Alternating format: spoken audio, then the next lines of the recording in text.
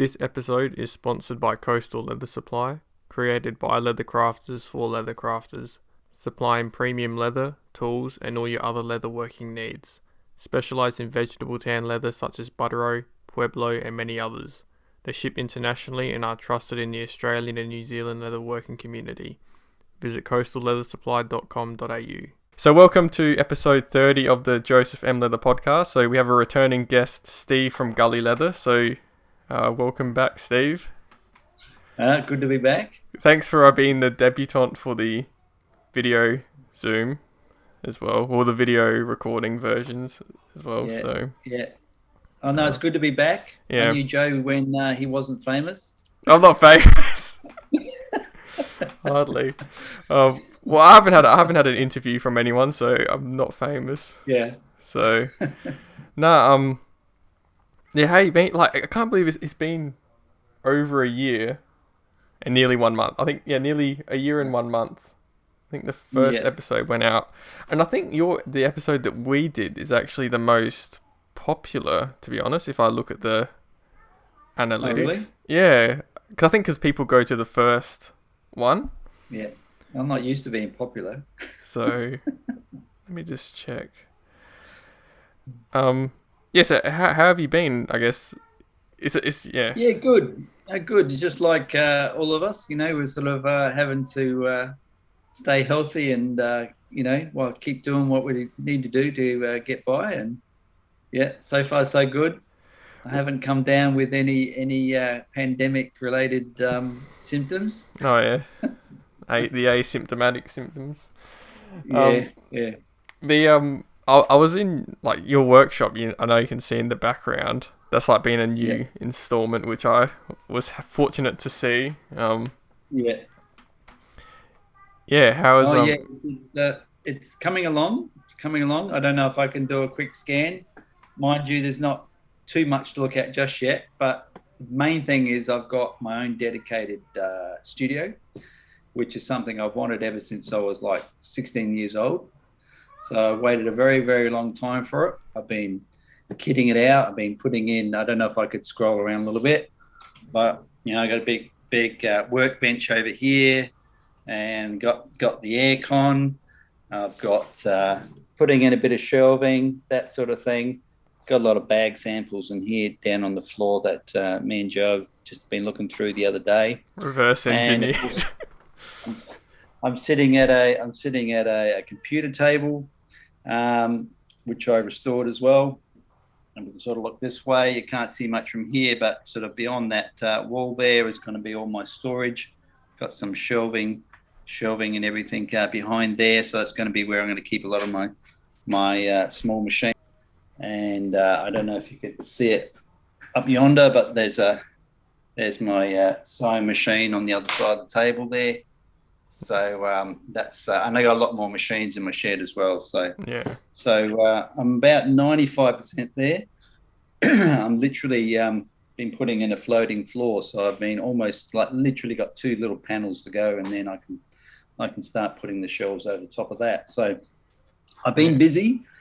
Unfortunately, haven't been able to actually make anything lately, but that's because I've been working pretty hard just to get the workshop all up and running. So, which is kind of it's just a huge blessing for me that I've been able to actually get to this point, because up until now I've just been working out of the shed and working out of the spare room in the bedroom and taking over the kitchen and taking over the lounge room, and the wife's very patient with me, but it's just been great that I've been able to get in here, and certainly sort of doubled my space, which is good. I know a lot of craftsmen don't have much space. I understand that, and I know what it's like because I've been there. And but just being able to have a dedicated space where you can just put your work out, work on it, and then you go off for tea or whatever, and then you come back the next day, and pick up where you left off, which is always great as well. So yeah, and the kids are older now, so there was a time where I had to guard every pen and pencil, because I just put it down, I'd turn my back for 10 seconds and it was gone, guaranteed. And I just So for you guys out there who've got little kids, I understand that as well. Yeah. So, but they do grow up and do get their own lives, and yeah. Hmm. So eventually, it all works out. What counts as a studio, do you think? Like, because I'm in a shed. Like, you wouldn't call that a Yeah. studio. Well, I that's guess you need it's like your own. because You need like I a. think any dedicated space, I think you've got to have the right frame of mind, and if you just call it the spare room, it doesn't really give your brain permission to create. You know, you need a space that's dedicated, and the only way to dedicate a space is to give it a dedicated name, and that's why I call it studio. But Yeah. I also call it the man cave as well. So it's going to be a bit of both. Yeah. Somewhere I can hang out and do other little projects too. I'm doing some picture framing and that sort of thing as well. So I can put some pictures up in here, and so hopefully all these bare walls will be full of pictures and stuff and posters and Actually, yeah, I was thinking that I need some like pictures behind me to sort of brighten it up a yeah, bit. To yeah. At least a pot plant or something. yeah, Yeah, yeah, yeah. yeah, I was gonna do it in the shed and have like some of my yeah. projects in the background, and Oh yeah, yeah, so. But yeah. yeah, I'll have to get some pictures or something, like a pricking iron Oh yeah, picture or wouldn't be something. hard. Wouldn't be hard. Yeah, Yeah. yeah, So, uh, um, yeah, I guess because like I guess in a shed sort of thing, you have like all these other things around you, and then your stuff's in like it's just on a side or something. Like you have like a section where you just do your work, whereas the studio is like that whole space is yeah, for yeah. your. Yeah, that's what it's neat. I mean, like leathercraft can kind of take over a lot of space if you let it. Mm, I mean, I know some guys work off a tiny little school desk up in the attic somewhere, and I don't know how they do it personally, but you know, hats off to them that they are willing to you know use what little space they've got. But obviously, if you can, you know, carve out a bit of space, extra space that you don't have now, then all the better. So mm. yeah.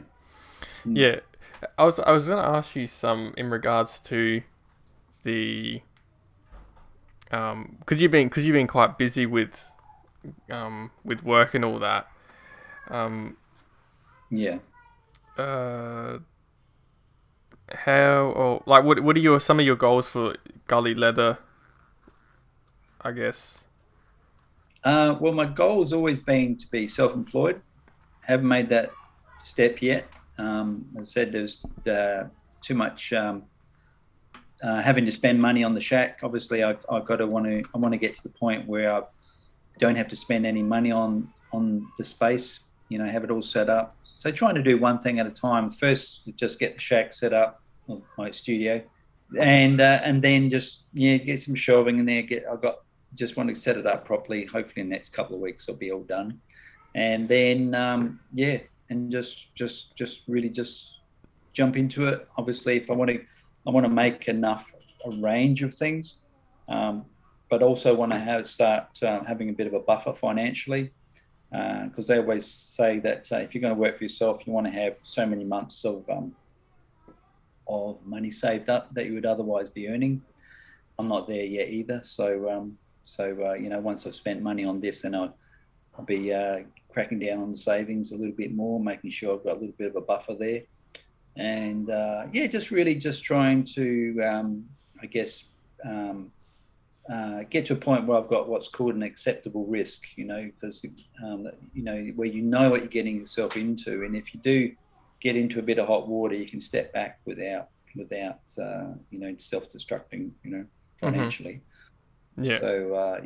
So you know you don't want to be too cautious, but you don't want to be rushing into it either. So you know I'm sort of, but I've made so much progress developing my workspace that you know I'm pretty content where things are at the moment. You know, it's like I got a really good feeling about this year because I'm just you know all fired up. You know, and I've been collecting all my tools and machines and designs and everything for years and years now. So Yeah. and so I want to be able to make it all come together and work out. Yeah. Remind me, when did you? What year was it that you got into leather work? What year? Would have been about 2004, Okay. so a while ago. Yeah. But when you work in a day job, you have these spits and spurts where you do stuff for yourself, and then you get tied down with work and family commitments and that sort of thing, and it kind of peters off, and then you kind of get restless again, and then you kind of get back into it, and you do some work, and then you sort of get worn down a little bit, and then. But I think what keeps me going, and I assume a lot of people, is that you feel. I don't know if this is just a guy thing or everyone feels this way, but if you're making progress, you're a lot more content. You're a lot more happy to say, well, I'm not where I probably want to be, but at least I'm still moving in the right direction. So that's kind of where I am at the moment, where, I might sort of be making progress, and then all of a sudden I'll just like get to a crawl because I've got other things happening. And then you can only do that for so long, and then you get restless. And you think, well, if I want to have the life that I hope for myself and for my family, then then you get sort of fired up to go again. So at the moment I'm in that sort of fired up mode, where I'm making a lot of progress, which is great, more progress than I would normally make. And but the main thing is that I'm once I start making things again, then I can make them a lot faster than I used to. So that's kind of where the time factor comes in as well. Yeah. You've only got so much time and so much money and so much energy and so much enthusiasm. You got to conserve them. If you know what I mean? You got to look after them. If you sort of dissipate your mental energy on other things, then you get too exhausted and like me, I'm a bit of an introvert, so I get sort of overwhelmed if too many things are happening all at once. So I'm quite happy to just take one step at a time. For me at the moment, the big step is just getting my workshop finished, and then the next step is focus on getting out the tools again and getting stuck into it again. Yeah. I'm quite similar actually, because if even when a project takes too long, I start to get like a bit overwhelmed because I just want to get it hurried up and finished. Like this duffel bag. I think this has probably been my longest project I've worked on, and I'm so like edgy because I just want to get it done, but like you have to go through all these like stages to get it done, and it's like, oh, I feel like I'm never gonna get this duffel bag finished, but it's yeah, well, I guess it's sort of you take on a big project, especially when you're doing a lot of hand stitching. Oh, that was when I decided to get a sewing machine. When I glued those two straps down, and I looked at it, I was like, nah, I want a sewing machine. And the fact was, because I didn't have a stitching pony, like a big enough stitching pony to put it in. Yeah. So it was all sort of, well, most of it was all, without a stitching pony. So. Have you seen my stitching pony? I'll just grab it. That's it. Okay. I still need to order that sewing machine actually. So this is mine. Do you make it? It's actually two skis. So I'll lift up like this. You can actually see the skiing name inside of it. And what I've done is you got a wedge at the bottom. And wait a sec. So I did see that in your corner, but yeah. Yeah. So you've got sort of a wood wedge in there, and it's all sort of just screwed in, and then halfway down you've got a bolt with a wing nut on it like that, so you can tighten it. And then what you do, just put it between your knees like that. Normally you have a higher chair, and you can lift it out a bit. And then you can just grab something like this, just pop it in there, and then you can sort of hand stitch it. You can spin it around, and you just sort of put your hand in there to sort of open it up. I've got a little bit of padding in there, so I made that, and obviously you can get different types of sewing ponies, but this one's great because it's very easy to use. I can tension it. And what you do is you use a drafting chair with the flat feet on it, so you can get up nice and high. And the beauty of it is that you can put it on an angle. It doesn't look like much. I mean, if you've got it bolted to a table, which is fine as well. But I like the idea of being able to move it around and put it aside and that sort of thing. So that's my stitching pony. Yeah. So I just put some leather on it and make sure it's got nice flat surfaces. What I did originally is the skis are pointy, so I just cut the point off. It's so smart. Like you would never have thought of that. Yeah. Yeah. So did a few things to get it going. Wow. And so I've used it a couple of times, and I just put a little bit of self-adhesive sponge foam on there, so the bag or whatever doesn't get scratched. So a little bit of kangaroo leather on the top, just to make it nice and smooth. Make sure there's no sharp corners, so you want to cut the corners off or file them off or whatever, so you don't scratch your work. And so that's mine there. Wow.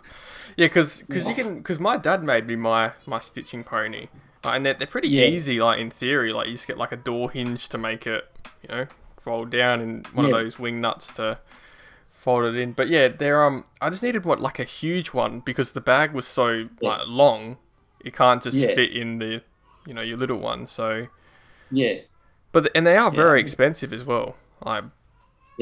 So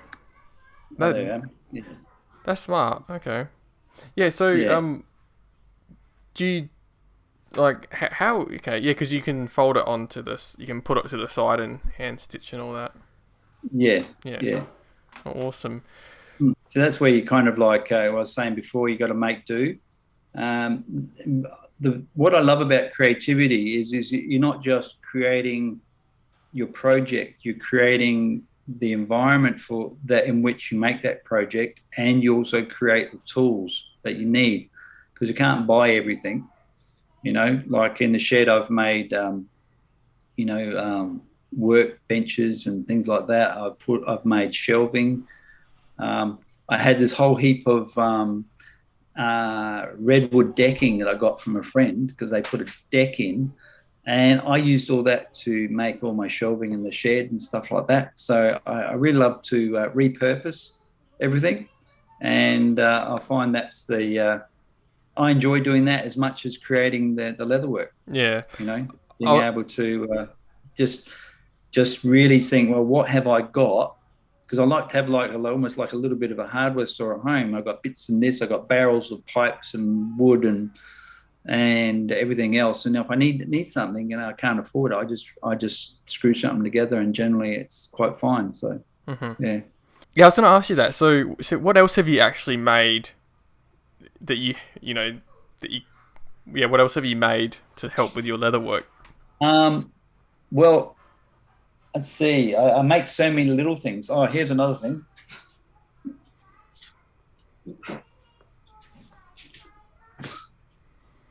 Look at this. Oh, you made. I need to make one. I need to get one of them or make one of. Do you know what it is? Yeah, strop. A strop. Yeah, I made a big strop. Yeah, that's cool. So it's almost as big as a cricket bat. Yeah. It's pretty rough, but I've got smooth leather on that side. Yeah. And I've got the flesh side of another piece of leather on that side, and I've also got a hand guard, so if a knife goes too far, and it's got the roughest hand of leather. I just got the big file onto it, and so that's my heavy duty strop. And all I've done is I've actually used the hand guards as the fixing point for the leather. So I've actually hammered the hand guard onto the leather to hold it, and then I've just looks like I've just used nails and just bent them over and hammered them down. So so that's another little thing I've made. You need to sell some patents, Steve. Hey? Sell some patents or something. Like well, because I got a design background, I sort of see what people got on the internet and think, I reckon I can try something a little different, and and I don't think I've ever seen anything like this before. Mm-hmm. So I also make. I got an engineer as well, so if I need to make something that I can't make, like it's made out of steel, for example, I have a bit of trouble. But I have one more thing to show you. This is my splitter. Oh yeah, yeah. I Just, remember. I remember seeing that when it wasn't yeah, like. I just want to show everyone this is Yeah. an absolute work of art. It's got brass on there. It's on a. It's got a copper roller there. All stainless steel. I mean, this guy, he just absolutely did it way beyond my expectations. So And what was the story? folded underneath. Because you just had the blade, didn't you? You just had the Yeah, blade. all I had was the blade, Okay. and let's get on my shoulder. It's pretty heavy, and I had the legs. So I Okay. had the little legs there, and I had the slider.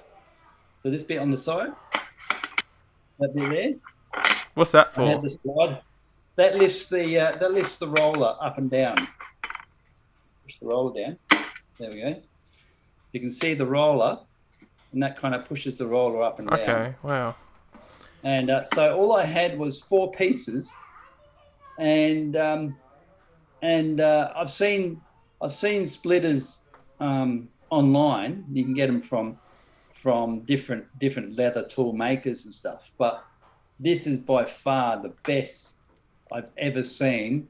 And when I went to pick it up, I was just absolutely blown away. He even polished, because it was just dull blue steel, except for the blade, and he polished it up like a mirror. And he even rounded off all the handle for me. So I gave him some photos, and I even said to him, I said, "Is it possible to put a little bit of brass in there, because it just gives that old school feel."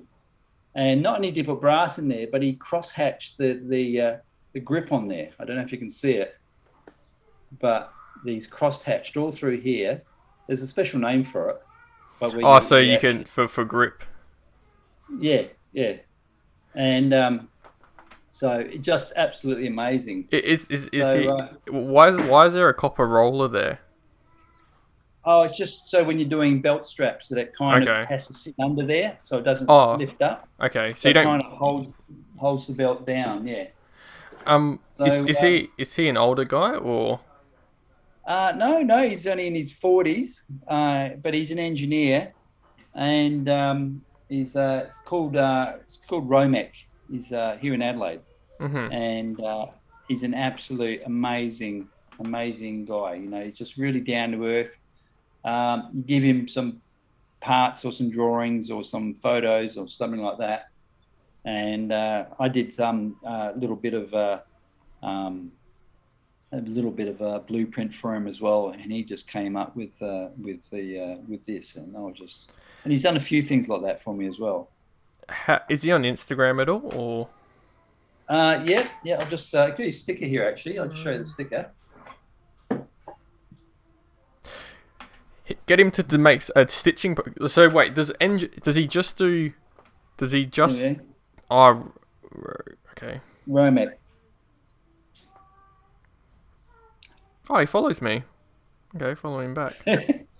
Yeah, yeah, he's quite active on Instagram and Facebook. He even sent me a happy birthday. Yeah. 'Cause my birthday was this month. Does he just do uh like metal? Like could he do wood? Like if I said, "Hey, can you make me a stitching Just pony?" just metal, just metal. But he'll do everything. He does gearboxes and all that sort of stuff as well. He does stuff for people who race cars and things like that. He'll even make up new valves for engines and stuff like that. Yeah. But he's just made so many things for me. And again, I again, I probably could have saved up and bought all these things, but they would have been small and and potentially Yeah. not that well made. Mm. So yeah, Get him to and make. then you have friends as well who help you out. Yeah. I got a clicking press, and I had a mate who said, "Oh, he's another leather working friend of mine," and he said, "Oh, there's a clicking press for sale online." I went up there and I found it and bought it. So, but it wasn't for my mate, I wouldn't have it. Yeah. So it's kind of like, it just whatever you need. Obviously, try and get as much as you can over time. But like I've just bought things brand new, believe it or not.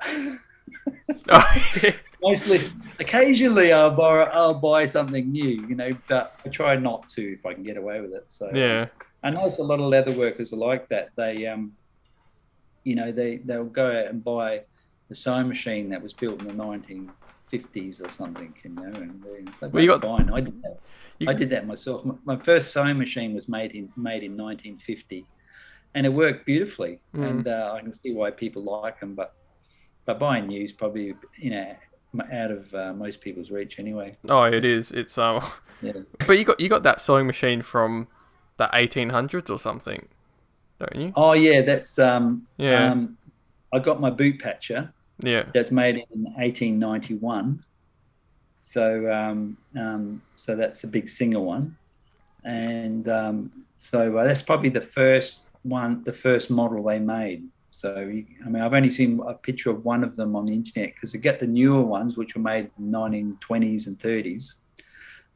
So the one I've got is almost identical, but slightly different design. And but it's a bit hard to drag out here. It's about Yeah. 50 kilos. Isn't it because like they're called patches because the needle can like rotate? Is it like can move around? Yeah, I'm not sure. Not sure where the name boot patcher came from.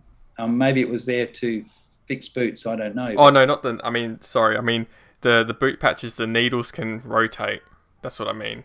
yeah, Yeah. yeah, Yeah. they got a needle and they got a couple of wings, like a wing nut, and you can move the wing nut around, and the foot turns around, so you can stitch in any direction, which is really good. Okay. So So yeah, for like for I guess it would have been used for shoes and all that. Like, yeah, I think it was mainly used to probably because of the arm. You could get a boot all the way in there, and you could sort of spin the boot around on the arm and stitch it like that. So yeah, I think that's probably. interesting. I mean, they would have made boots on it as well, of course, but it's a Mm. treadle one. There's no motor, so so it's very much a mantique.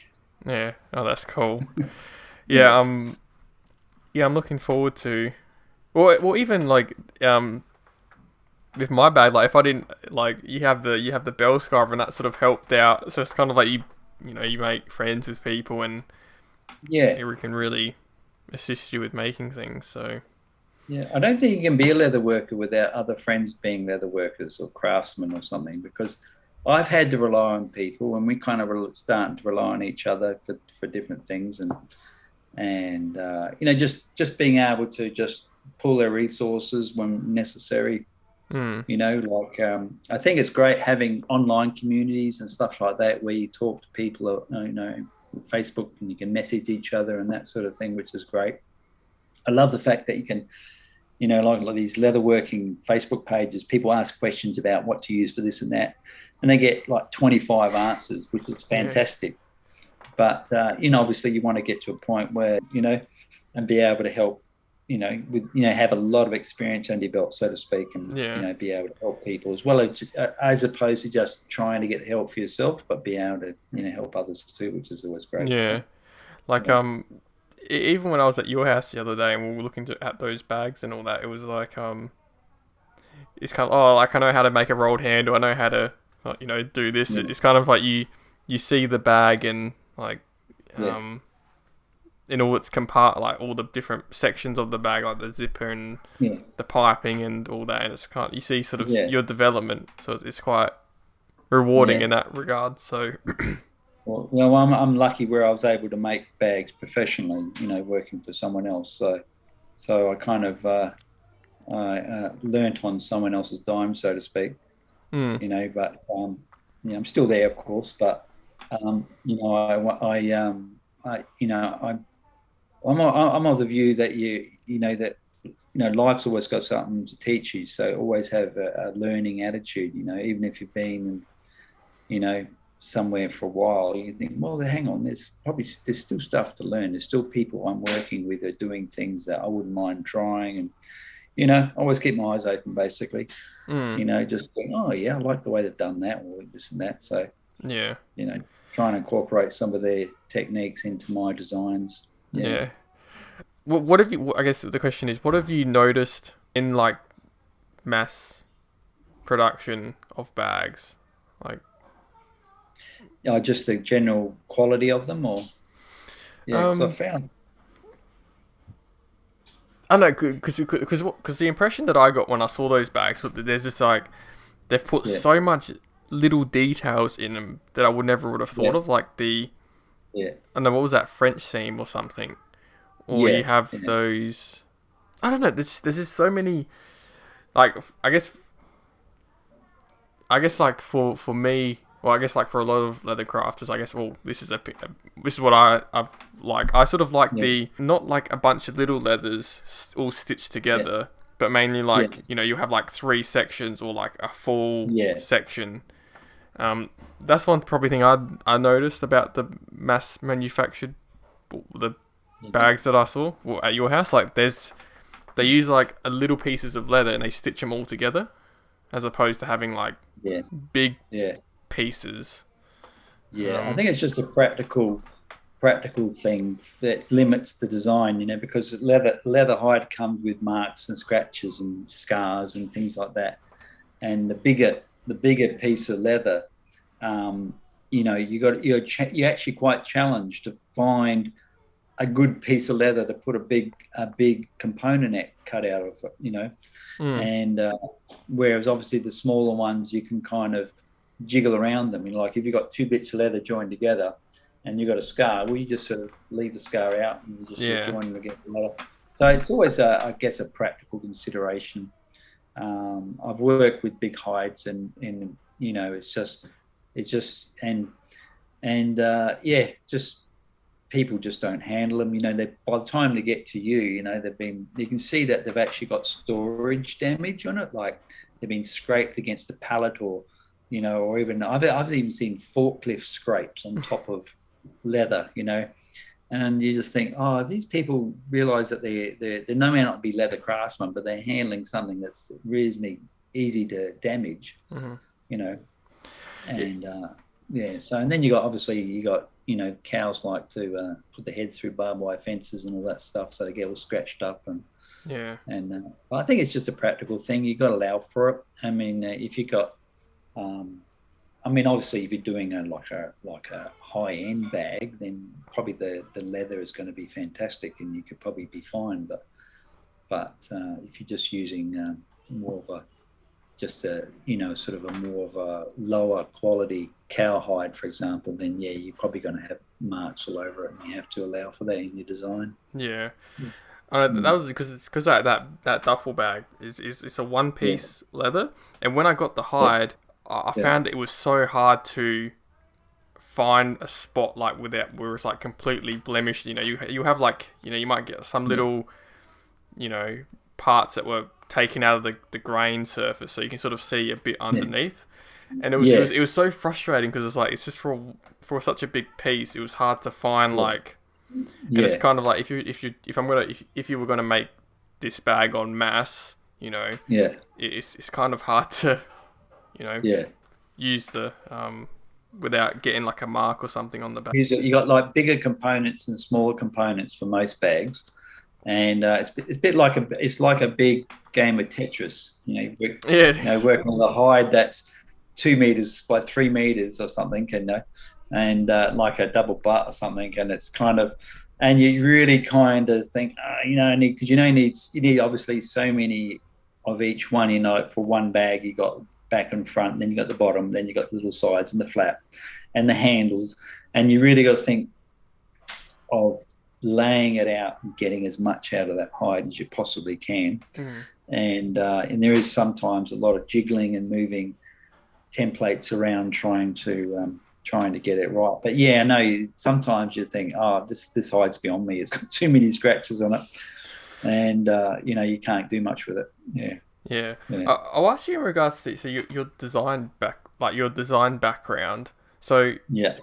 what sort of got you passionate about like design?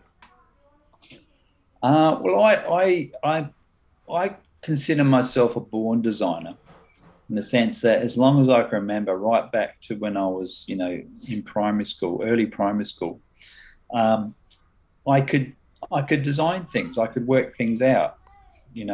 This is showing my age, but I'm early. Here I am, early, very early primary school. It must have been 1972, right? I must have only been about 6 years old. And we're making up the Olympic rings. You got the 5 different coloured rings, the Olympic logo. Mm-hmm. And so you had your red ring and your blue ring and your green ring and so on. And our job was to cut these rings out, and with the old flour glue, we had to glue it on a white piece of paper. So we had to basically make an Olympic flag on an A4 piece of paper. And I'm cutting them out and stuff like that, and I was focusing on it. And the rings interlink. This is the thing. Each ring interlinks. You got the 3 on the top and the 2 on the bottom. They all link into each other. So it's actually quite complicated logo, especially for a little 6-year-old. and anyway, I got it all, and I got it all linked. And I was really thinking about it, and I was, man, that's got to go under there, and that's got to go over there. And I'm kind of, and because you had to glue it and not get glue all over your fingers and stuff. And eventually I got it all done. And the teacher's like, all right, kids, now let's look at everyone's work. And I'm looking around the room, and I'm thinking, and even a little kid, I'm thinking, most of these flags are a disaster. Looks like they just wished them all. And there was only me and there's one other kid that got it right. And so even as a 6-year-old, I thought, this is strange. How come me and this other kid can do this and the other 15 kids couldn't? Yeah. And I didn't have an answer back then, but as I grew up, I started drawing a lot, and I said I was a bit of an introvert, and so I didn't make friends that easily at school. But whenever I did a drawing and I showed the kids, I'd have all these kids crowding around me, and I thought, well, this is cool. I'm getting attention. So I started drawing more and more. Yeah. Okay. And this happened through high school as well. Mm-hmm. But what I was doing, I didn't realize at the time, is when I was drawing, I was actually designing. When I drew a rocket, I was not just copying it off a movie or something. I was actually designing my own. I wasn't doing 100% of the time. Sometimes I'd want to copy it, but even if I was copying something from I'd seen on TV, I'd be modifying it all the time. I thought, it should have this and this and that, and I'd do robots, and I did mechanical horses, and I did all sorts of things, cars, I did, and I was forever, actually coming completely out of my imagination. So even from an early age, I knew I loved designing. Mm-hmm. And I didn't have a word for it at first, but I knew I loved to think up things for myself. And so then I went to college. I did a commercial art certificate, or graphic design certificate. And then I got into newspapers, magazines, print shops, printers, T-shirt makers, you name it, I did it. And but then even when I was working for like the 3rd or 4th newspaper, I was sort of thinking, it'd be really good if I actually designed for myself, and I was thinking, what could I do? I thought, well, maybe I can just be a freelance graphic designer. And then I thought, I knew people who were freelance graphic designers and they weren't doing well. So I was having this dilemma. I think, well, I really want to design. I'm a graphic designer, but I don't want to be a freelance graphic designer. So I was kind of stuck for a while. And I thought, well, I don't have to design advertising or whatever. What I could do is design a product or a range of products. And I thought, well, I could do that. I've always designed stuff, what I would hope to make, building a rocket that I designed wasn't very practical. So I had to come up with something else, and then I kept coming back to, a bit of a poor kid, I'd see someone wearing a nice leather jacket. And I thought, that's cool. I can't afford that though. And then I see someone with a nice belt, and I think, yeah, that's really cool. And I thought, no, I can't afford that. Or a pair of boots. And it was just going on like a backpack and it was just going on like this for quite a while. And I'm thinking, hang on, all the things that I like, I can't afford to buy, but I could probably make them for myself. So and that's kind of where the thinking came in, Yeah. And for a lot of leather crafters, they're like that. They might be into archery or shooting or hiking or motorcycling. So they already appreciate, something made out of leather that's either going to protect them or, Mm-hmm. or be, be useful for something. Yeah. And so that's kind of where I am. I think, well, I like a lot of things and I like to make a lot of things. Why don't I just make things for other things I like to do? It's Mm-hmm. kind of more of a lifestyle choice, if you know what I mean. So, so you feel confident like designing bags and all that? Yeah. Really? Like, I mean, like What's you that? make Yeah. making patterns and all that. Like, you're confident in all Yeah, that. yeah. I mean, Oh I wow, just okay, decide, that's cool. because I can, um, it's easy for me, easy for me visualize something. I either imagine it myself, or I might see something online and think, oh, I like that aspect of the design or that, but I wouldn't want that bag as a whole. I'm like that. I, Yeah, I can't help looking at something thinking that's nice, but it could be better. You yeah, know, or at least something I would enjoy having. So yeah, so G- that's kind of where I come from, and I'm sure a lot of creative people like that. Think, oh, I'd really like that, but you can't just go to the shop and buy it. yeah, And so inevitably people start making stuff. So yeah. That's probably one of my weaknesses actually is the pattern making on like bags yeah, and all that. yeah, It's yeah, and I did try and find like if there was any books to get, but it's kind of like a yeah, new section. Like yeah. um You want to maybe share that book I showed you the other day? oh, the fashionary. Yeah, but Yeah, I found it hard because it doesn't give you like it gives you the shapes, but it yeah. doesn't give you like a sort of a scale of how to measure them, if that makes sense. Like I guess No, no, it doesn't. It's kind of more of a style guide, I think. yeah, Yeah, so it's hard to. Whereas like if someone said like, well, yeah, like here's a pattern, you know, yeah, you can. But yeah. um, But I think yeah, it's a bag pattern is probably um, it's it's pretty basic in a lot of ways. You got your sides, your front, your pockets, and you yeah, kind of.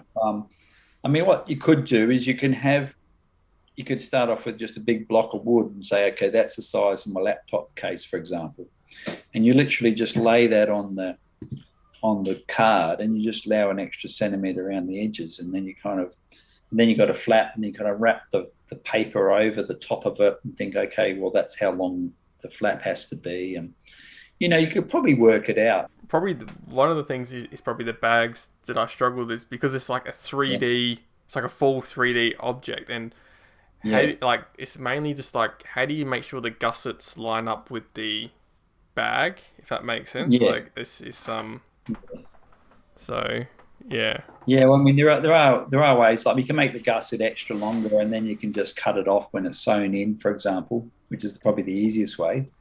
I mean like Depending if it's on, like if there's like a duffel bag gusset where it's yeah, like just the side yeah, um yeah. Well, I think there's a bit of trial and error, I think, yeah, but that's where you make a template, make a prototype, and then you kind of tweak your template. But once your template's fine, once you might have to cut the template once or twice, but once you're happy with it, you think, well, that worked out well. Then that's your mm, template. So, yeah, and you can use pinpricks as well. Like some people, they actually have a like gusset, and then they have a pinprick for the middle, and then they'll kind of line that up, and they kind of yeah, might even start sewing from the middle out, and then they'll sew the other way. So instead of starting at one end and going all the way around, they kind of oh yeah, start from the middle and then work the way out. yeah, So do things like that as well. So yeah. yeah, And with a that's the thing as well because I'm excited with the sewing machines that yeah, prototyping will be so much more quicker. It's yeah, so yeah, I remember I made like a prototype for an item and I was hand stitching it and in the end I was like, well, I kind of know what it's gonna look like. I think I got like halfway through it and I was like, yeah, don't worry yeah, about it. Like I can sort of see yeah, how it's gonna work out. So I think I got like Yeah. 3/4 of a way through, and I was like, nah, I can't be bothered doing the rest. So Yeah. Yeah. yeah, But I think once you've done a couple and see the bag that comes out of it, you probably get a lot more confidence. And I mean, like I start off with a sketch. As long as the bag ends up looking like the original sketch, then I'm happy. yeah, So that's kind of my goal. Like I don't, the like you see a lot of commercial bags, and they look a bit plain, a bit anonymous. They don't really, unless you look at the logo, you don't really have a clue where they've come from or who made them or where they've been made or whatever. Um, but I think when you really sit down and focus on the design, as I said the other day, that the best marketing is good design. So if you're happy and you think this is a good design, it's different but not too outlandish or anything like that. You just practical, but has some elements in it that sort of sets you apart from other makers. And you faithfully follow that vision for that design through to the end. Then you've got something that you can be proud of, and I mean, I call it a design philosophy. Where you want to get a certain feel, and I mean, you want to be able to promote it in a certain way as well, so it sort of carries on, and we live in an age now where we've got cameras, we've got cars, and we can go out in locations. We can, you can generally sort of develop things on a shoestring. This is what I like about taking the time to make your own templates. For some people get templates online, that's fine, but that's why I call the imitation stage. Where you kind of, and this happens with painting or whatever, you kind of want to emulate the people you admire, and then you want to eventually move into an area where you're creating from your own designs, if you know what I mean. So it's quite natural and normal and reasonable to sort of emulate the work of others, but then move on, to something that's distinctly yours. yeah, yeah. Well, the pattern that I got that duffel bag is someone else's pattern, Yeah. and I've sort of Yeah. added a bit to it, and from that So leather you're craft doing it class. already, yeah. Yeah, you're But adding to it, already tweaking it, which is a good thing. Yeah. but it's kind of Yeah. like I needed the pattern just to see how all like what the sizes would look like sort of, so you can sort Yeah. of build it and then you understand like, okay, that makes sense how it's all Yeah. designed and all that. So Yeah. um Yeah. Yeah. yeah, so Yeah. But it's great. I mean, the main thing is that you're learning a lot, not only about the process and the craft, but you're learning a lot about what you like, and you're learning about what you need. Like say well, in the middle of hand stitching, thinking, I need a sewing machine. well actually going back to that duffel bag, I only Yeah. realized about like adding a stiffener to the bottom of the bag. Like I literally only Yeah. learnt that when I was watching one of the Phillips, Yeah. like he teaches you how to make the having the travel bag, and Yeah. he adds like a Yeah. leather stiffener at the bottom, and I was like, oh, I need to do that for this bag, because if I don't, like, it's gonna all like all Yeah. pull up like when I hold it. So that's when Yeah. I had Yeah. that blue piece of leather, and I did actually Yeah. hand skive it, and it was like I'm pretty bad, but it's for me, Yeah. and it's at the Yeah. bottom of the bag, so no one will see it. Yeah. But it's all hidden anyway, isn't it? Yeah, well, yeah, Yeah. because the lining will Yeah. go on top of it. Yeah. Yeah. But yeah, it's pretty rough with that, like how I skived it. Yeah. So, Yeah. Oh, um, you'll still love it and still use it. And people will ask you, "Oh, where'd you get that?" I made that. so just don't see the underneath the lining. Yeah, But just don't look too close. yeah, just don't pull the bag apart. Yeah. Yeah. So, but no, it's Yeah. Yeah. but Oh yes, but as I said, it's just it's a journey. It's that's where the fun is. I mean, we all know people who don't have a craft, they don't have they haven't developed any of their talents. I believe everyone's born with talents, but they haven't developed them for whatever reason. And they kind of rely on other people to entertain themselves. And I think it's great that we you can take time away from the world and say, no, I just want to just do my own thing and appreciate and learn. You don't want to be scared of learning. I know it can be a bit daunting sometimes, thinking, I don't know what I'm doing and I don't know what the next step is. But that's where we sort of, if it's got people who can help each other, then it all helps. Yeah. No, that's awesome.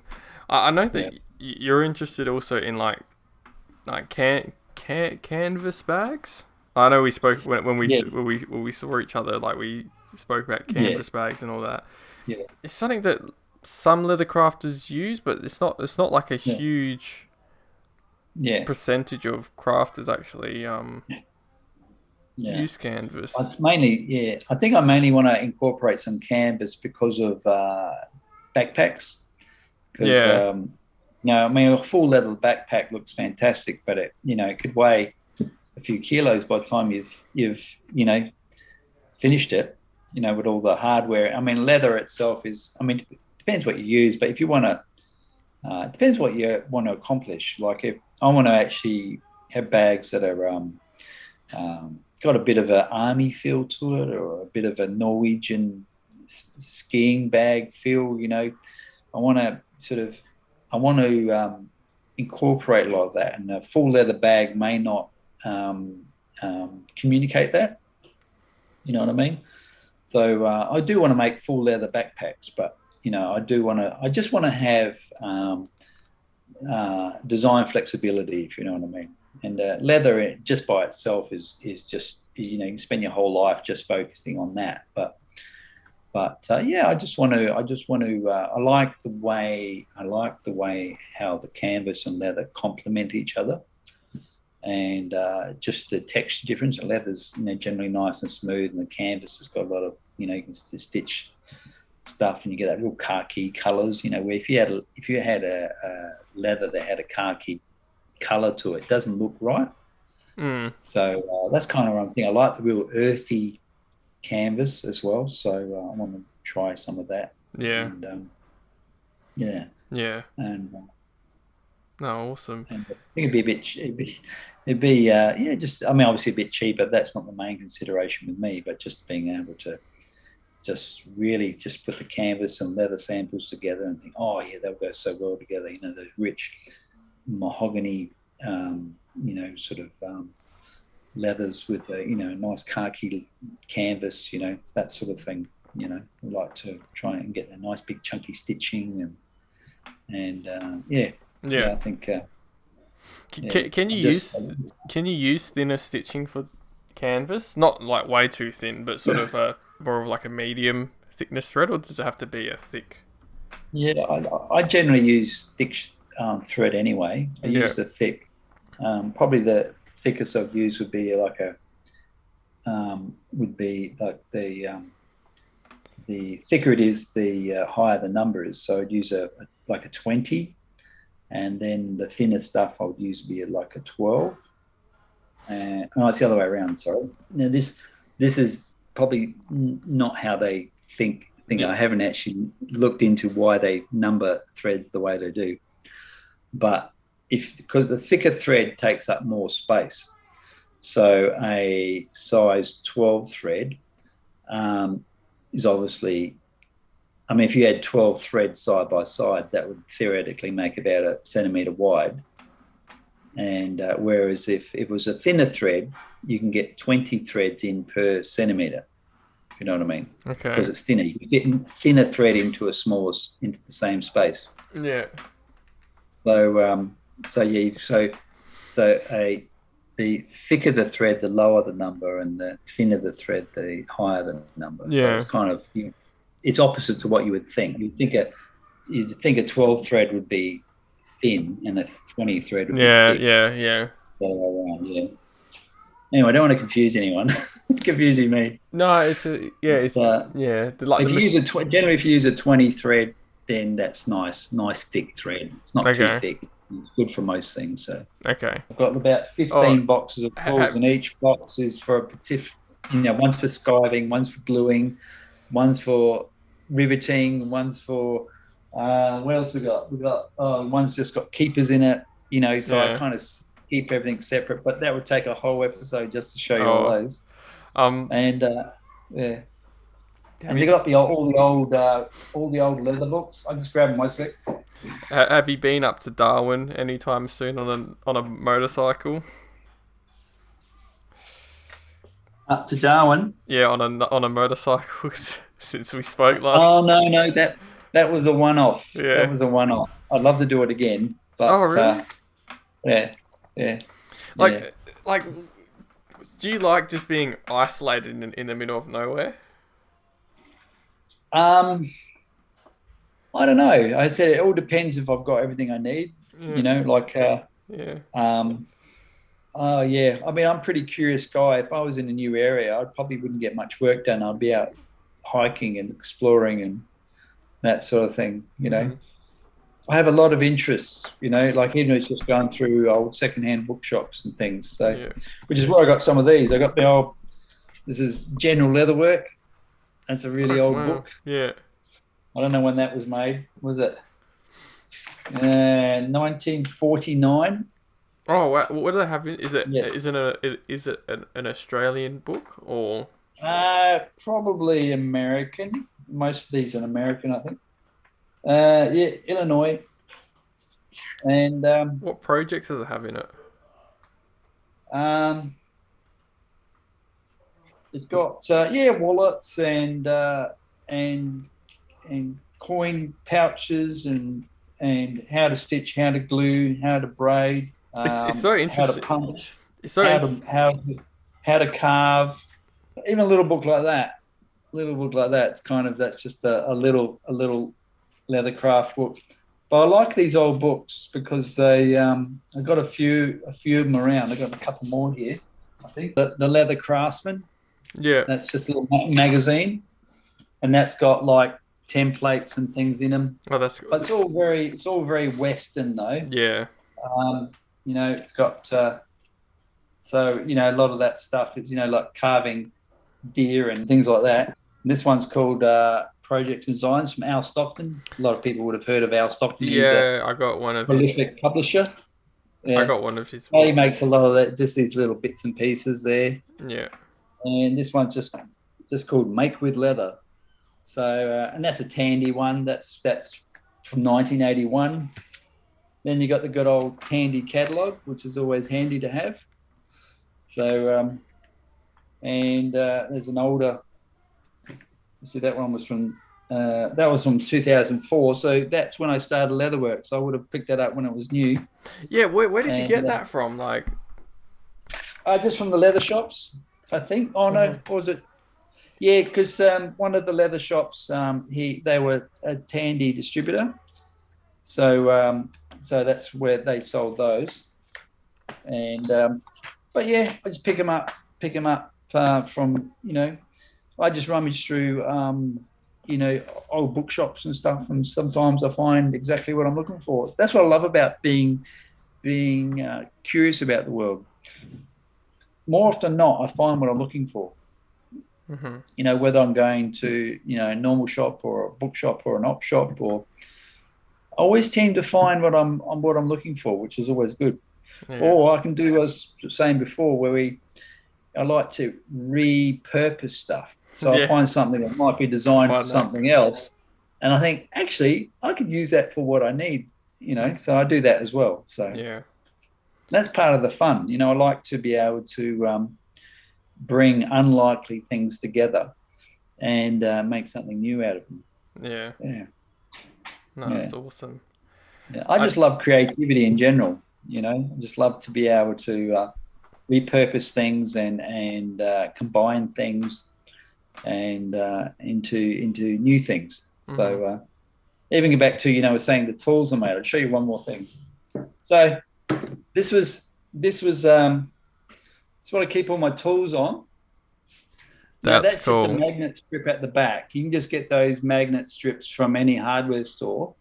But what I did is I had these I had these ends, these cast ends, which had these rods on it, and I just had it sit in the shed. I had an old machine that I dismantled, and because it was taking up a lot of room, it was a book stitching machine, and I thought, you know what, I'll use that one day. I didn't know what for, and I just grabbed the magnet strip, and it literally took me 5 minutes to bolt it together. I had to cut down the rods just to make it shorter. But yeah, so I got all my tools on there, Oh, that's cool. and yeah, so that kind of sits on the table like that. Wow. So yeah, and again, that was something that I, instead of just, most of the time what you do is just grab the magnet strip and you just drill it to a wall, which is what most people do. But I thought, I'm going to do something different. Yeah. I'm going to bolt it because I already had the bolt holes there. I just had to, the original bolts were still in the bracket, so I just sort of took them out, put the magnet strip on, bolt together, bang, it's done. Yeah. So Oh, sometimes cool. things just come together so well. Yeah, I don't think I haven't been as creative as as you actually. Let me think of. Yeah. I probably made like a strop or I did have I've that. just shown you before, even I've got just a big bit of railway line here. Yeah. Use that to. I've just ground it back a bit. Just happened to have a mate who just had a whole length of railway line. I said, "Oh, if I get a couple of big cutting discs, because he had a big circular saw," and I said, "If I get the cutting disc, would you be able to give me a piece of it?" And he said, "No worries." So it actually cut like butter, believe it or not. I thought that'd be really tough, but Yeah, that's what I thought as well. do a lot of hammering on it and that sort of thing when you're doing studying work or whatever. Yeah. It's good to have something solid.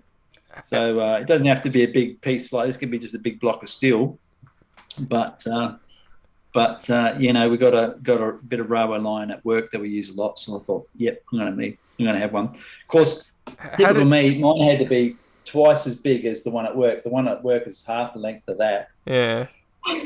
I thought, no, I could always cut it in half and have two of them, so that's okay. How did he get So, some railway line? he Sort lived of. on a property. He had quite a few acres, and he lived out in the country. So I think he was probably going to use it for fencing, or I'm not sure what. I think he did. He built like big chicken coops and all sorts of things. He'd been there for decades, so he accumulated a lot of stuff, Yeah. and he was pretty creative himself. So he he used to make all sorts of things. He made his own big hydraulic log splitter on a trailer, and it was an amazing thing. He just built it from scratch. You could tow Yeah. it around the property, and for a big limb would come down or something, and he'd be able to, break it all up for firewood and that sort of thing. So. But I Hmm. never learned to weld, so I had to choose something else that was a little bit more easy to work with. Now, woodwork was kind of took up way too much space and too much mess, Yeah. and whereas leatherwork to me seems, well, that's manageable, something I could do, I can enjoy, I can use what I make, and it won't take up Yeah. half an acre just to accommodate it all. Yeah. Yeah, Yeah. It's amazing. There's just like the creativity of some people just being yeah, able to bring some raw materials and make yeah, something yeah. out of it. Yeah, well, creativity is a wonderful. But you got what I would call artistic people who are very good at their art, and then you got people who are very creative, may not even have an art at all. They might just be just making things around the house and building, simple furniture or whatever they're doing. But they are creative because they're kind of adapting things and repurposing things. The way I look at it is creativity is like. You take the phone, right? So you got two sides of your phone. You got the front and the back, right? Now, the front, if this was creativity, right, the front would be repurposing, and the back would be combining in interesting and novel ways. So you're taking you're either repurposing a single object or you're recombining multiple objects in novel ways. So that's essentially what creativity is.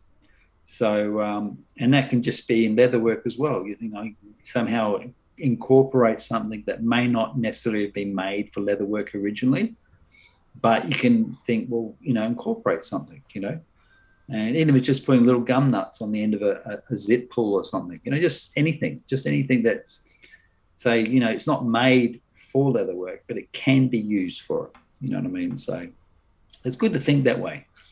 And, so I like to do that. I like to, I don't want to go too off left field, but I do want to be able to think that way, whatever I'm doing. So like I was saying, with this piece of railway line, it was not designed for leatherwork. It was designed to move trains. Yeah, exactly. And that's what you got to do sometimes. You think, well, I need a big block of steel that I can pick up. It's got to put your hand around it, pick it up, and move it around. Yeah. And I thought, well, I've seen people use bits of railway line. I'm going to do that, And so that's what I like about it. To be able to just really kind of,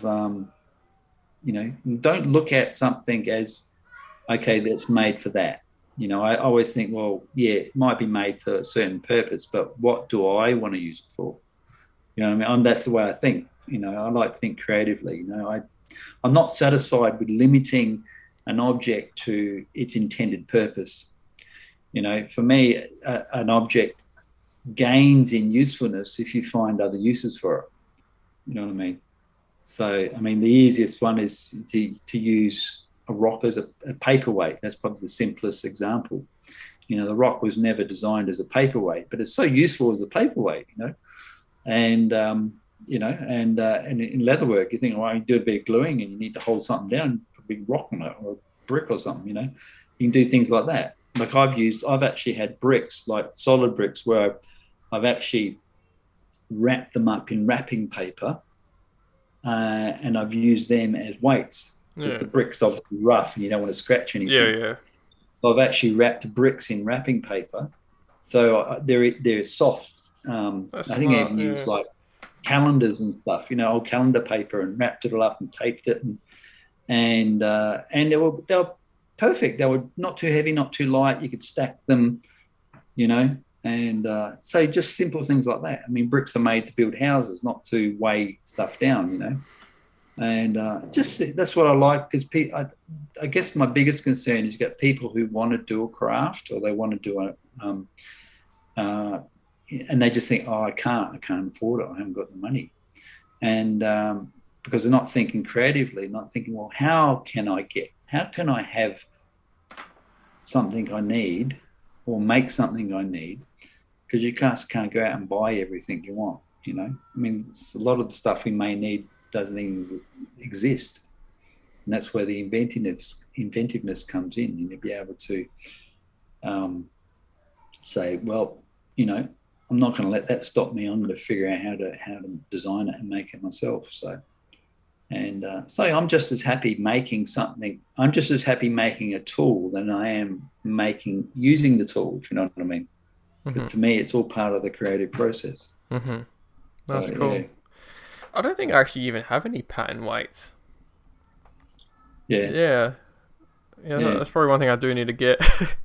I think I've just used like a big clump of like steel or something. I don't know. I think if I've used like a solid block of metal or iron or whatever it is. But I need some little pattern weight. Yeah. Yeah. Well, I've got some bricks. Give me some bricks with wrapped in a pattern weight. This is actually a bit of tram line. Oh, cool. Yeah. And it was actually broken. It's got the hole where they used to bolt it together. Yeah. So it's just a miniature version of the railway line, but it's from a tram. And this thing must be over 100 years old. It was so pitted and so rusted. I got the grinder onto it to clean it up. But that's one of my pattern weights. Yeah. But you can just use anything. To me, if it's useful, it's a tool. Yeah. That's cool. Yeah. Absolutely. Yeah. And I said, if I can't make it, I'll just get someone else to make it for me. So, yeah. I've got heaps of things that people have made for me. Yeah. Yeah. you need something off like a plane now and a helicopter. You got like a train, tram. Yeah. You need something from a bus. Get something from like I don't know. If I think about it, I might have something around. have some I'm not nuclear sure what. reactor from a submarine in your shed. Yeah, Um, well, I said it's such second nature for me to think that way that I couldn't even tell you what I've repurposed. It just think, oh, I need that. I'll do it. You know. um, we'll have to make some stitching ponies. Actually, I'll show you. I will show you a stitching pony, and we'll see if you can actually manufacture one. Yeah. And I know these stitching ponies are really popular. Yeah. Do you know? Have you ever heard of Dream Factory? No. We sell some really popular stitching ponies. I'm seeing the ones you can sit on. They're literally like a pony. You know, you sit on them and they got the clamp in front of you and that sort of thing. And Oh wait, can you? Oh yeah, yeah, yeah, I've seen that. Seen those. They're really nice. yeah, And but I like to be able to move the pony around because yeah, especially if I'm stitching from both sides, quite often I want to turn it one way to put the first needle in, and then flick it around to put the other needle in, if you know what I mean. I don't want to be moving my head yeah, from side to side too much. yeah, So that's why I use the old school design because they, literally just you have to need something like a bar stool or a drafting chair or something to sit on, and it gets you up nice and high. And the beauty of it is you have to get up. You don't have to lift yourself out of the chair. You just slide off and put it aside and that sort of thing. So I think that's all I've ever used. So so for me that's normal, And again, if you've got like a small space and stuff, but those skis were given to me. I used to have friends who used to go skiing. Good for them. But I never. They had all these old skis, and they, do you want them? I was, yep, I'll take them. I made a stitching pony out of it. It only cost me a bit of scrap of wood, some screws, and a bolt. And a little scrap of leather, and it's done. That's cool. Yeah. And he took, and that was just really basic tools. I've just got a little clamp, that was just my cord drill. Just my old drill. Just drilled the holes and screwed it together, and it didn't look pretty, but it works. Could have you made it like a bit shorter, like this, so you don't have to get on a stool to, like? Yeah.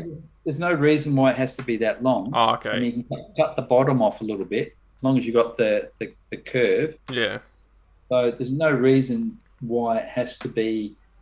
I think the only reason it's that big is because the top to the center bolt is probably almost a meter.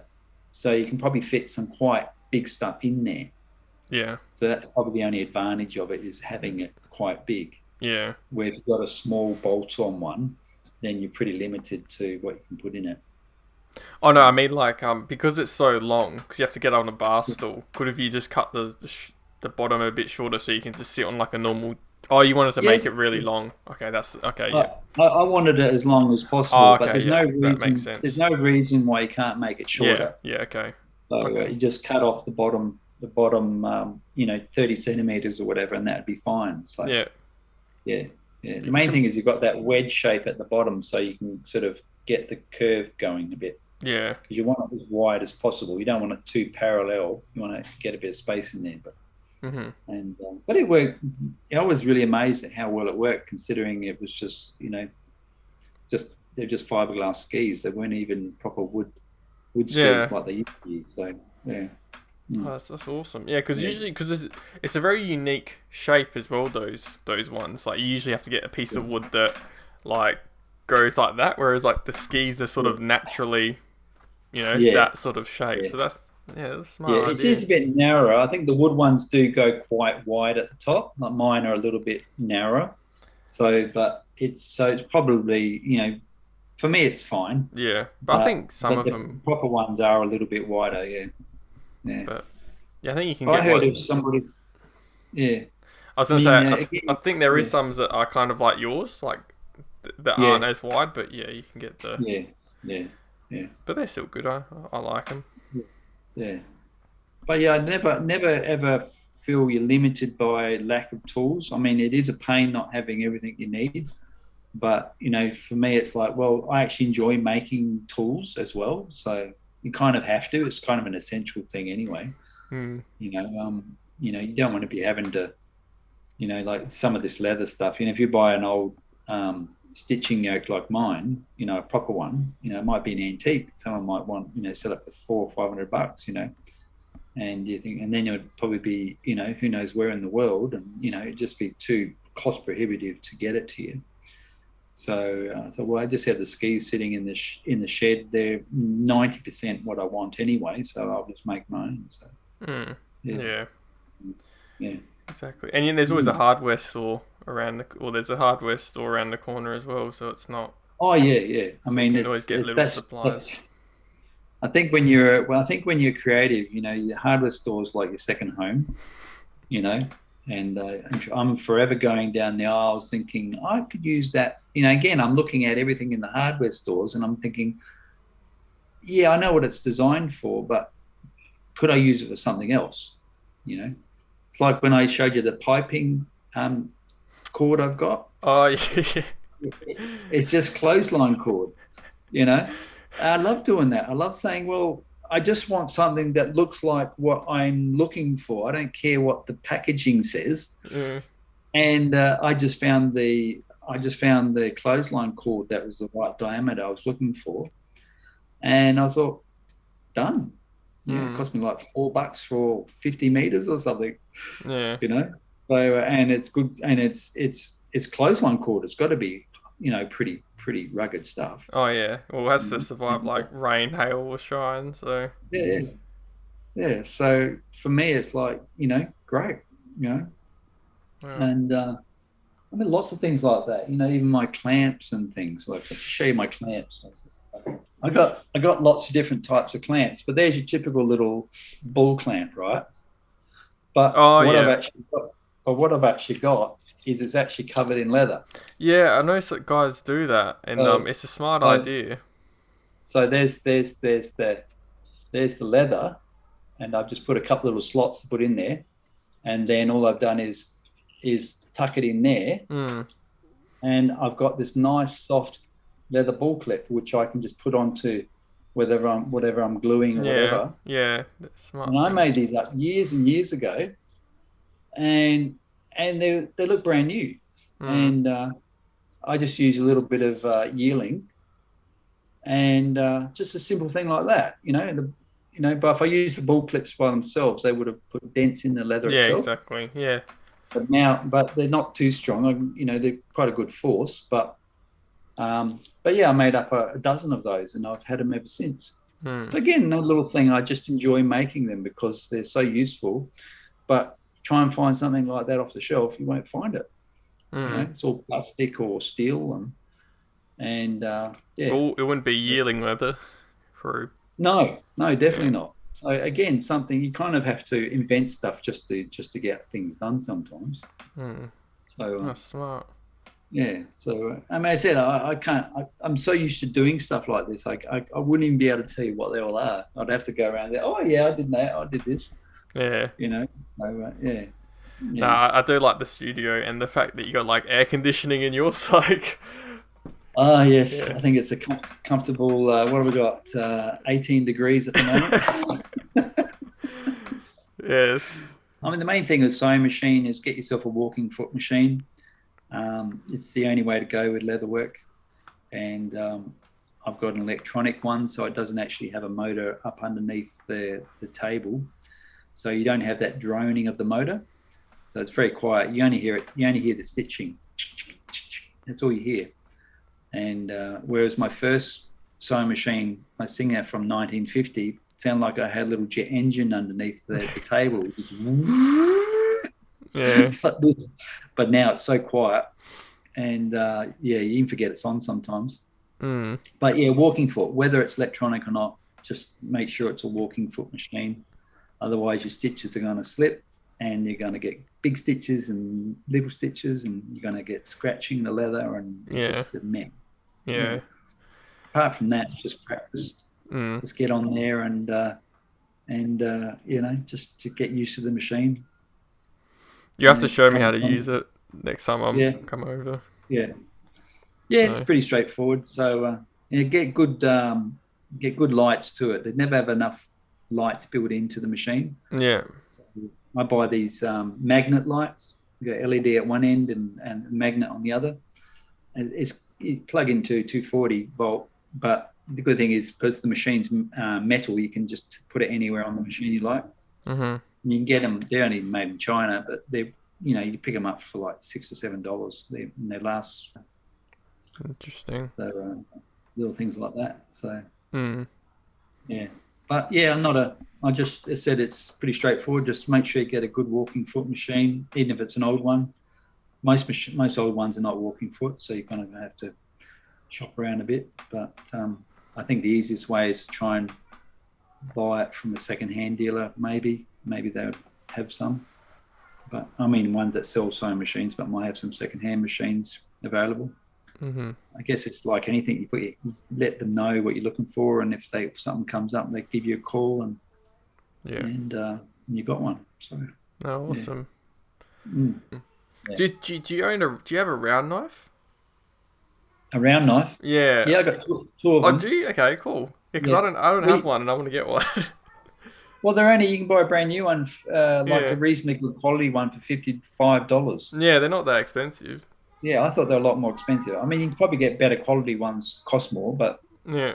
just to have one, you just get out, start off with. So I'll show you the one I've got. Do you use it very often? Yeah, Oh, cool. and where is it? To find it now.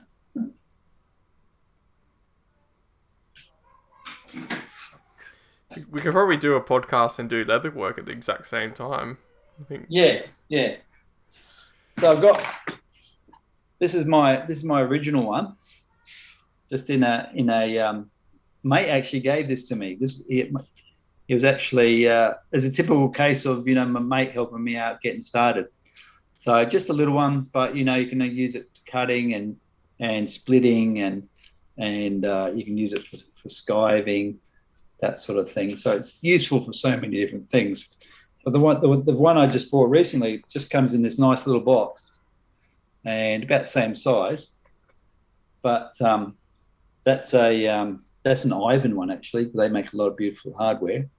So and that's just $55. I Yeah. thought, yeah, bargain. I'll have one of those. I was almost going to buy two of them. Yeah. So came in at like a nice little gift box. Yeah. If you ever want to give it to a friend. But yeah, cool. definitely, it's probably the most useful tool you'll ever have. So yeah, but definitely need a round knife. Yeah. Interesting. Yeah. Cool. If you're looking for something, you may not even be looking for it on the day. You can say, like visiting my mate at his property. I wasn't even thinking about a piece of railway line that day, but I was looking for a piece. And then I was sort of in the outside there, and I said, "Oh, you got a long piece of railway line. Can I have a little piece of that?" And he said, "Yeah, of course, yeah." So yeah, next time I came down, got the blades and cut it, and I gave him the two cutting blades as sort of a thank you. Yeah. And yeah, so just a little thing like that. It's just. It's not. Again, you can't just go to Bunnings and get a piece of railway line. It's such an interesting thing to be looking for. Like, yeah, I don't know why. Yeah. I don't know. You just. Yeah. You just But sort I of just get like that. Yeah. Why did you think of getting a railway? Like, because you just wanted something solid, and you're like, well, a railway line is solid. Yeah. Well, I use it at work, so. Oh yeah. Okay. Yeah. That makes sense. So and that inspires me a lot too, because I think, well, I find this really useful at work. Certainly if I had one at home, it'd be just as good. Yeah. So in a way, I'm kind of trying to replicate my work environment to a degree as well. So I'm not trying to reinvent the wheel. I'm thinking, well, the things that obviously leather crafts and old crafts. So there's no reason to change things too much as far as the actual process is concerned. You still use round knives. You still use bits and pieces that guys have been using for hundreds of years. But the round knives, they using them in the early 1600s or 1400s or something. So, they've been around quite a long time. Yeah. So, and they haven't really changed. So, it was good enough for, the last 500 years, and there's no reason to change, sort of thing. So, Oh, yes. wow. But it's,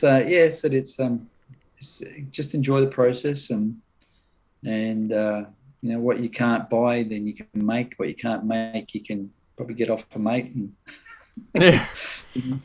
And it's you don't need much really at the end of the day. If you're just making, as long as you've got a good solid table and a few hand tools, generally you can get by. And a cutting mat and like punching and. Oh yeah, cutting mats. Yeah, I've got plenty of cutting mats around. Yeah. As well. So yeah. Thanks for coming on, Steve. I appreciate it, and also the first video one as well. So. No, it's good. So being your first interviewee and now your first video. Oh, that's interview. What that was the thought behind it. It was like who be there for every new step in your career. Well, because I wanted to like do the videos, and I thought like who wants to be the first person, and I was like, oh, I don't want to like the next person I ask on is like, oh hey, by the way, we're doing an interview. I don't want to like drop it on them. Yeah. Well, I was like, oh, Steve would be good, and plus like we haven't, it's been like a year since the first episode, which is so it's like, no, thanks for that, Steve. That's right.